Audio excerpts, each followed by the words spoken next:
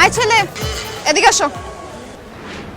Madam আপনি একটু দাঁড়ান, আমি দৌড় দিয়ে বাইকটা নিয়ে আসতেছি। বাইক নিয়ে আসবো কেন?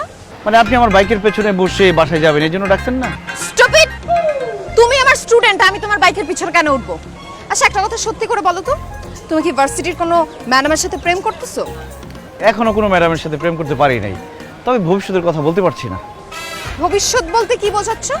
ম্যাডাম আপনি যে সুন্দর, যে কিউট, ভবিষ্যতে যে কি হয়ে যাবে আমি তো এখন বুঝতেছি না। থাপড়ায় তোমার গালের সবগুলা দাঁত ফালা দিব।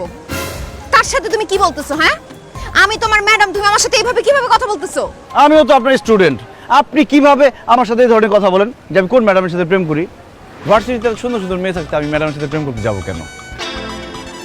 আমার মনে হয় তুমি ভার্সিটির কোনো ম্যাডামের সাথে প্রেম করো, যাকে দেখার জন্য প্রতি বছর তুমি ইচ্ছা করে ফেল করে করে এই ভার্সিটিতে রয়ে যাচ্ছ। বিশ্বাস করেন আমি কোনো ম্যাডামের সাথে প্রেম করি না ম্যাডাম। ও আচ্ছা, তার মানে নিশ্চয়ই তুমি এই ভার্সিটিটা দখল করার জন্য প্রতি বছর ইচ্ছা করে ফেল করে করে এই ভার্সিটিতে রয়ে যাচ্ছ, তাই না? কি বলেন ম্যাডাম, ভার্সিটি দখল করার চিন্তা ভাবনা করবো কেন?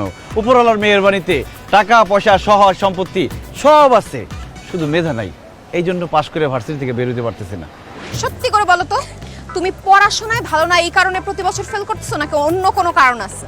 ম্যাডাম আমি পড়াশোনায় খারাপ এটা তো একটা কারণ আছেই, কিন্তু আরও একটা কারণ আছে, ওই জন্য পাশ করতে পারতেছি না। কি কারণ? স্টুডেন্ট লাইফটা এত মজার, এত আনন্দের, আমি চাই না আমার জীবন থেকে আনন্দ হারায় যাক। আমি যদি পাশ করে চলে যাই, এই ইউনিভার্সিটিতে এত সুন্দর সুন্দর মেয়ে আসে, তাদের তো দেখতে পারবো না, একসাথে 4-5 জনের সাথে প্রেমও করতে পারবো না। তাছাড়া পাশ করলে মা বলবে যা চাকরি কর, বিয়ে কর, ওই ঝামেলায় যেতে চাই না। এই জন্য স্টুডেন্ট লাইফে আসি, মজায় আসছি, আনন্দে আসি, বিন্দাস আসি। এই আনন্দ তোমার বেশি দিন টিকবে না। কেন ম্যাডাম? তুমি মতিঝিল আইডিয়াল স্কুলে পড়তা না? জি ম্যাডাম।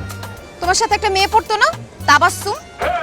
খুব ভালো ছিল পড়ালেখায়, তোমাকে খুব পছন্দ করতো, অনেক ভালোবাসতো তোমাকে।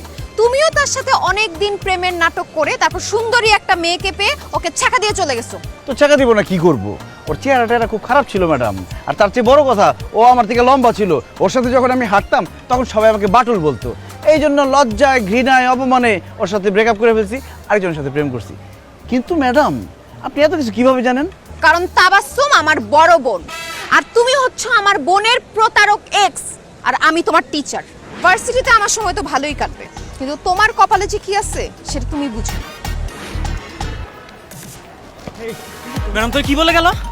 ম্যাডাম তো ম্যাডাম না রে, ম্যাডাম আমার এক্সের ছোট বোন, যারা আমি ধোকা দিছিলাম। হায় আল্লাহ, এক্স এক্স মানে তো ক্রস, ক্রস মানে তো কাটা। ম্যাডাম তো তোরে কাইটাই ফেলবো বন্ধু, একদম। কি হলো?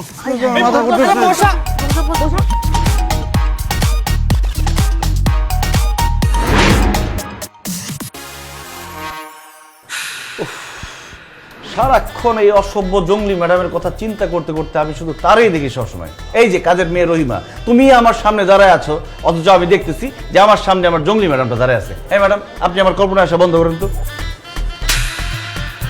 এবার বুঝতে পারছো? কল্পনায় না, বাস্তবে আমি তোমার সামনে দাঁড়ায় আছি। জি ম্যাডাম বুঝতে পেরেছি। গুড ইভিনিং, ভালো আছেন? আমি জঙ্গলি, তাই না? না ম্যাডাম, আপনি তো অনেক সুইট।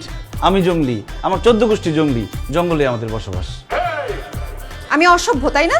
ছি ছি ম্যাডাম কি বলেন? আপনি সভ্যতা, আপনি ভদ্রতা, আপনি শিক্ষিতা, আপনি মমতা, অসভ্যতা আমি, তাহলে ম্যাডামটা কি অসভ্য বলে? যাই হোক, এইসব হিসাব আমি তোমার সাথে পরে করছি। তোমার মা বাসায় আছেন? জি। ওনার সাথে আমার জরুরি কথা আছে। কি ব্যাপারে ম্যাডাম? আমি খোঁজ নিয়ে দেখেছি তুমি ভার্সিটির গত 2 সেমিস্টারের সেমিস্টার ফি দাও নাই, সেই ব্যাপারে তার সাথে আমার কথা আছে। খবরদার ম্যাডাম, ভুলেও আমার মায়ের সাথে এই ব্যাপারে কথা বলবেন না প্লিজ। কেন? কারণ ম্যাডাম আমি মার কাছ থেকে সেমিস্টার ফি, বেতন, টাকা পয়সা যা লাগছে সব দিচ্ছি, কিন্তু জমা দিই নাই, খাই বলছি। এখন আপনি যদি বলে দেন যে বাসা থেকে টাকা নিয়ে আমি ভার্সিটিতে জমা দিই নাই, খাই বলছি, তাহলে আমার মা আমার হাত খরচ, মোবাইল খরচ, বাইকের খরচ, শপিং খরচ সব বন্ধ করে দিবে, আমি না খেয়ে মরবো।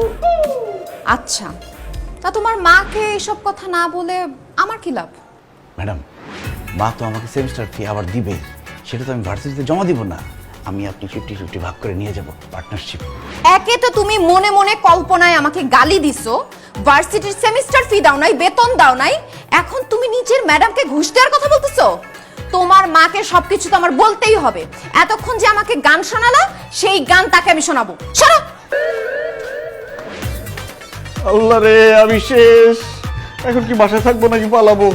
না, বাসা থেকে পালালে শাস্তি ডবল।